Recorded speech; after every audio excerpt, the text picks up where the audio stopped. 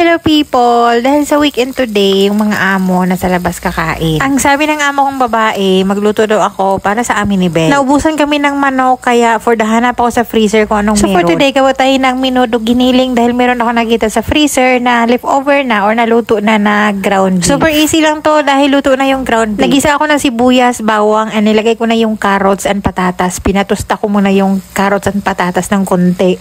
Dahil sa luto na yung ating ground beef. And dahil din dito sa Mamasitas Menudo Mix, lalong masarap at lalong pinamadali yung ating luto. Wala akong nilagay na ini na pang palasa bukod dito sa Menudo Mix ng Mamasitas.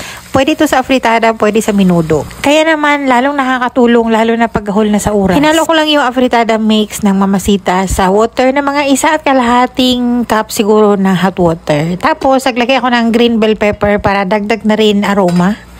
Tapos sinakpan ng konti at yun na, okay na.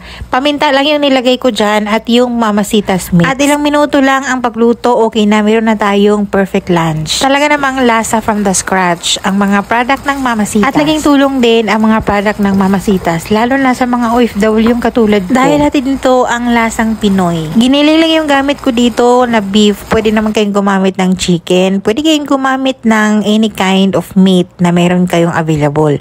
Sadyang meron lang akong naluto na ground beef and gusto kong pangmadali ang luto, kaya naman ito, tara kain.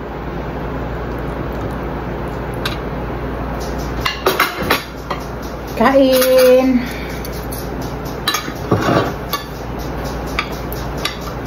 Masarap to with quail egg.